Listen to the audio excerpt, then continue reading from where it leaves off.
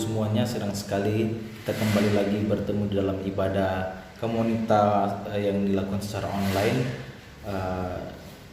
Hari ini kita akan mendengarkan kebenaran firman Tuhan, tapi sebelum itu mari kita terlebih dahulu bersatu dalam doa. Tuhan, terima kasih buat kebaikan Tuhan, kemurahan Tuhan dalam kehidupan kami. Sebentar kami akan mendengarkan kebenaran firman Tuhan. Buka hati kami dan juga pikiran kami supaya roh-Mu bekerja di dalam kami. Dan berdoa dalam nama Yesus Kristus. Haleluya. Amin. Sekali lagi saya sapa shalom ibu-ibu semua yang ada di dalam grup WhatsApp ini. Sebelumnya saya ingin bertanya kepada ibu-ibu sekalian, apa perbedaan antara menghakimi dengan menegur? Ya, di dalam ibadah kemarin ada beberapa ibu yang berpendapat bahwa menghakimi itu berkonotasi kasar, tampaknya seperti sangat kasar sekali, tapi kalau menegur itu biasanya sifatnya baik. Ya, untuk sekarang ini jika orang menghakimi menggunakan kata menghakimi rasanya lebih seperti sesuatu yang tidak baik begitu ya. Dan menegur adalah biasanya kata yang digunakan. Tapi pada dasarnya sebenarnya menghakimi dan menegur itu bukanlah dua hal yang benar-benar berbeda. Karena menghakimi, kalau misalnya kita mengelompokkan kata menghakimi dengan kata yang kasar, maka jaksa-jaksa dan para hakim-hakim yang bertugas dalam Mahkamah Agung itu mereka adalah orang-orang yang tidak baik karena mereka menghakimi. Tapi kenyataannya menghakimi itu dipandang jadi sesuatu yang tidak baik. Saya sadar bahwa itu merupakan hal yang terjadi dalam kita masing-masing. Bahkan sering sekali kadang-kadang mungkin kita tanpa sadar kita juga melakukan perbuatan menghakimi. Tapi sore hari ini kita mau lihat apa yang Tuhan katakan mengenai hal menghakimi. Mari sama-sama kita buka ibu-ibu di dalam Matius 7 ayat 1 sampai yang kelima. Ibu-ibu boleh buka sekarang di Alkitab atau di HP masing-masing ibu. Dan saya akan bacakan untuk kita semua. Jangan kamu menghakimi supaya kamu tidak dihakimi, karena dengan penghakiman yang kamu pakai untuk menghakimi, kamu akan dihakimi, dan ukuran yang kamu pakai untuk mengukur akan diukurkan kepadamu. Mengapakah engkau melihat selumbar di mata saudaramu, sedangkan balok di dalam matamu tidak engkau ketahui? Bagaimanakah engkau dapat berkata kepada saudaramu, biarlah aku mengeluarkan selumbar itu dari matamu, padahal ada balok di matamu? Hai orang munafik, keluarkanlah dahulu balok dari matamu, maka engkau akan melihat dengan jelas untuk mengeluarkan selumbar itu dari mata saudaramu. Ibu-ibu, perlu saya tegaskan di awal, sebenarnya ini kan merupakan perkataan Yesus yang Yesus langsung sebutkan dalam Matius 7 ayat 1 sampai 5. Pada dasarnya yang dilarang bukanlah perbuatan menghakiminya, tetapi sering sekali perbuatan menghakimi itu dimotivasi atau didasari dengan sesuatu yang tidak baik, bahkan dengan tujuan-tujuan yang tidak baik. Penulis Matius itu memaksudkan apa yang Yesus maksudkan sebenarnya adalah kadang-kadang cara dari seseorang menghakimi itu yang menjadi keliru, ibu-ibu. Sering sekali saya lihat di dalam media sosial, mungkin ibu-ibu ada yang bermain Facebook. Facebook itu kolom komentar itu menjadi sebuah kadang-kadang jadi lahan untuk ibu-ibu sesama ibu-ibu ataupun sesama orang untuk saling menyindir, saling menghakimi dengan halus maupun kasar. Nah, itu yang menjadi problema, itu yang menjadi masalah kepada kita semua kadang-kadang ibu-ibu. Tetapi kenyataannya yang Tuhan sedang tegur adalah cara kita menghakimi. Sering sekali orang yang menghakimi itu didasari atas tujuan untuk mempermalukan seseorang. Contoh kecilnya adalah jika ada seseorang yang menghakimi dengan tujuan mempermalukan dia, menghakiminya di depan umum. Oleh karena itu makanya Tuhan bilang seperti ini, jangan kamu menghakimi sebenarnya dengan cara-cara yang keliru seperti itu gitu. Karena kamu juga akan dihakimi nanti pada akhirnya. Ibu-ibu, semua manusia itu berdosa. Semua manusia itu berdosa. Kita tidak dapat bisa menemukan satu orang manusia pun yang terhindar dari dosa. Kita tidak dapat menghindari dosa itu. Jadi setiap kita ini dosa. Kadang-kadang yang menjadi herannya adalah kita sering sekali menghakimi orang-orang dalam dosa tertentu, sedangkan kita masih sendiri di dalam dosa-dosa tersebut. Nah, kemudian pertanyaannya, apakah kita tidak boleh dalam tanda kutip untuk menegur orang yang punya kesalahan? Jika kita menemui seseorang yang memiliki kesalahan, apakah kita tidak boleh menegur dia? Dalam artian mungkin menghakimi dia supaya dia sadar. Kalau kita menggunakan ayat ini, Tuhan bilang jangan menghakimi, itu nanti mendorong kita seperti kita takut untuk menegur orang yang lain. Kita takut untuk saat contohnya kita punya anak salah, tapi karena kita lihat ayat Alkitab ini, jadi kita rasanya seperti kata Tuhan tidak boleh menghakimi. Jadi kita membiarkan anak kita jadinya dalam kesalahannya. Jika kita menemui orang yang lain yang salah, kita malah kita teringat ayat ini, kemudian kita bilang kita tidak mau menghakimi. Itu keliru juga, ibu-ibu. Makanya yang ditekankan Tuhan bukanlah larangan untuk menghakimi orang, tetapi cara dan juga terlebih dahulu langkah sebelum kita mau menghakimi, menegur orang. Yang Tuhan bilang adalah Tuhan mengambil perumpamaan gitu. Ada seorang yang dia berusaha ini mengeluarkan serpihan kayu ya. Selumbar itu semacam serpihan kayu, ibu-ibu, di dalam mata orang. Dia ingin mengeluarkan, sedangkan ada sebongkah balok di matanya. Di dalam Lukas dibilang bagaimana mungkin ada orang buta menuntun orang buta? Itu tidak mungkin gitu. Mereka akan sama-sama jatuh. Bagaimana mungkin orang yang di depan matanya ada balok mengeluarkan serpihan kayu yang begitu kecil dari mata orang lain? Dia tidak akan bisa melihat dengan jelas. Bahkan dia akan terganggu. Tapi itu sering sekali secara sadar maupun tidak sadar terjadi dalam kehidupan kita, dalam kehidupan sehari-hari kita. Kadang-kadang kita terlalu terbawa emosi, terlalu terbawa suasana, sehingga kita terdorong rasanya untuk menghakimi orang lain tanpa kita sadari sebenarnya mungkin kita masih dalam dosa-dosa tertentu. Kita masih sering sekali juga melakukan kesalahan. Kadang-kadang perkataan yang kita lontarkan seolah membuat kita merasa lebih benar. Inilah yang Tuhan was-was. Terkadang sikap menghakimi membuat kita merasa lebih benar, kita merasa lebih baik dari orang yang kita hakimi, kita membuatnya malu, kita menghakimi dengan tujuan-tujuan lain. Tapi bukan inilah yang Tuhan inginkan. Tuhan bilang, keluarkan dulu balok dari matamu, maka kamu akan bisa mengeluarkan dengan jelas. Tuhan tidak melarang kita untuk menghakimi. Makanya di ayat 5 Tuhan bilang, makanya di ayat yang terakhir Tuhan bilang seperti ini, keluarkan dahulu balok dari matamu, maka engkau akan melihat dengan jelas gitu. Untuk mengeluarkan selumbar itu, Tuhan bilang berarti sikap menghakimi setelah sikap kita menegur gitu. Oke, saya akan menggunakan kata menegur karena mungkin kata menghakimi akan berat ibu-ibu dengarkan. Kata menegur akan lebih baik dilakukan jika seorang terlebih dahulu menghilangkan balok dari depan matanya, kemudian dia mengeluarkan dari selumbar dari mata saudaranya.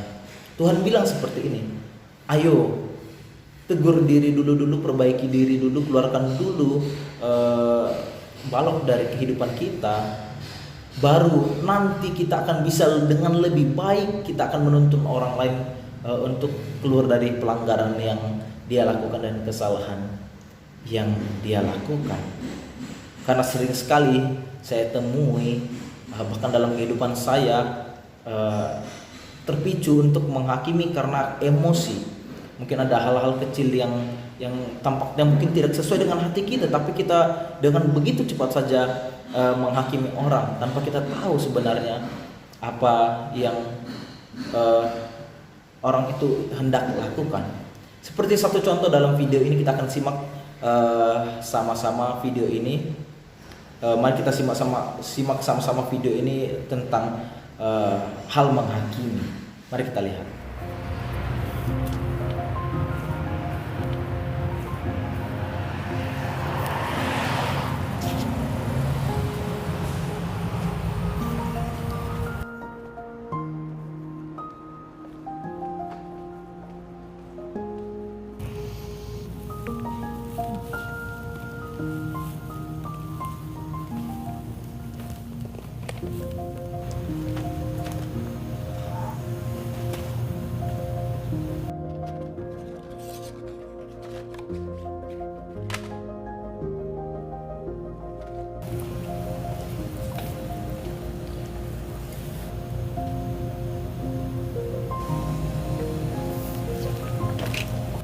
Thank you.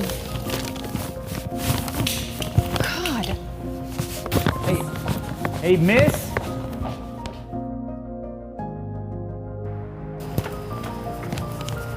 Whoa. Hey! I can get you money if you need money. What? I'm not robbing you, lady. I think you dropped your credit card back in the grocery store. Oh, thank you. Not that it matters, but I'm only a mess like this because I'm helping my mom fix up her home. Listen, I'm sorry. I didn't mean to offend you. It's easy to judge someone based on how they look, isn't it?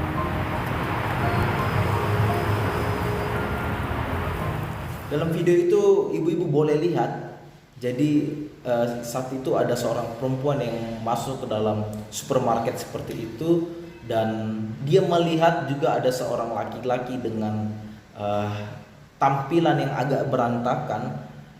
Dan biasanya dalam pemikiran wanita ini, orang-orang yang tampilan berantakan seperti itu biasanya dianggap seperti gelandangan, orang preman ataupun gangster-gangster di daerahnya.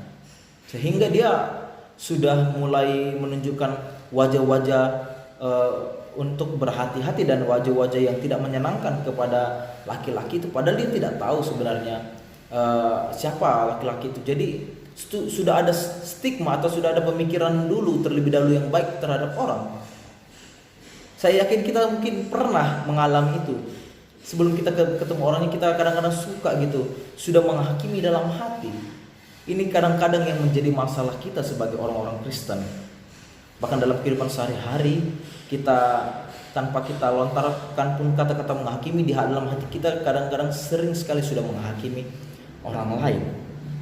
Nah, kemudian akhirnya saat di video tadi bertabrakan dan kartu ATM si wanita tadi kan jatuh ya, dan si pria tadi mencoba menolong.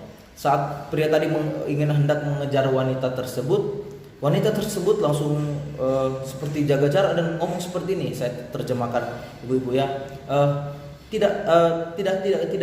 Saya akan berikan berapapun uang, tapi tinggalkan saya gitu. Jadi si wanita ini takut gitu. Jadi dia bilang, saya akan berikan berapapun uang lah. Yang penting kamu tinggalkan berapa yang kamu mau uang itu. Pada kenyataannya si pria tadi ini tidak bermaksud demikian. Tidak ada sama sekali keinginan jahat untuk kepada ibu ini. Dia bilang, saya hanya ingin mengembalikan kartu ATM Anda.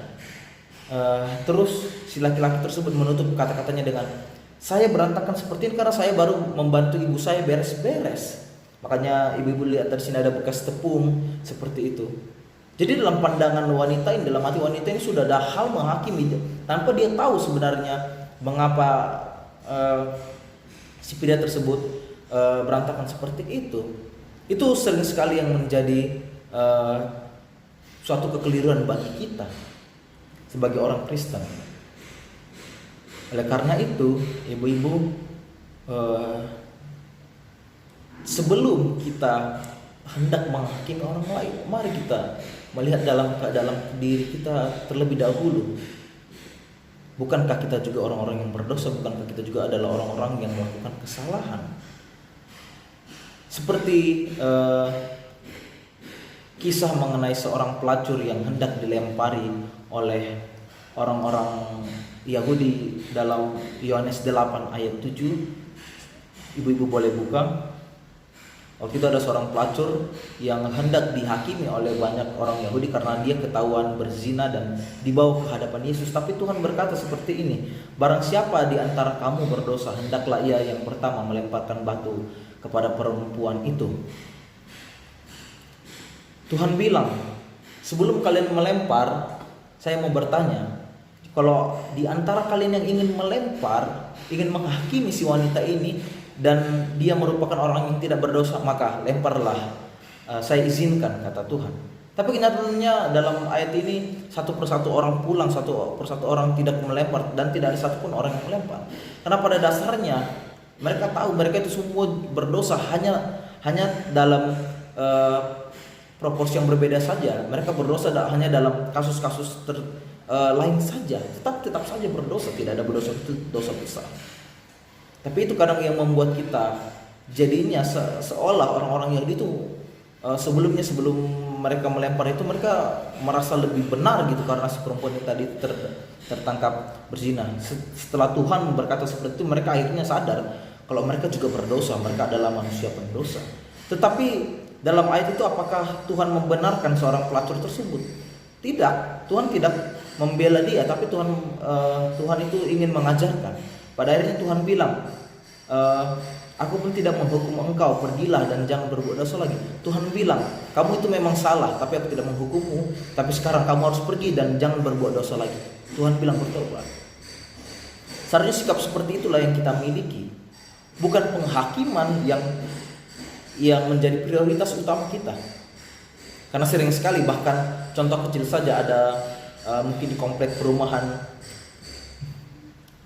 tertangkap maling atau mungkin perampok, dan dengan begitu emosionalnya kadang-kadang saya melihat lebih tidak punya Tuhan yang warga-warga yang menggebuki perampok ini dibanding si perampok ini. Karena seperti kasus yang saya pernah alami dulu di tempat asal saya punya teman yang digebui karena dituduh mencuri, padahal sudah jelas dia tidak mencuri. Dia digebui sampai mati dan akhirnya orang-orang yang menggebuk itu masuk ke dalam penjara.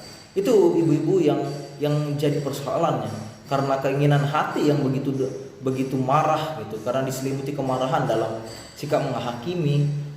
Makanya justru kita malah membuat dosa baru lagi. Itu adalah perbuatan yang Tuhan tidak inginkan.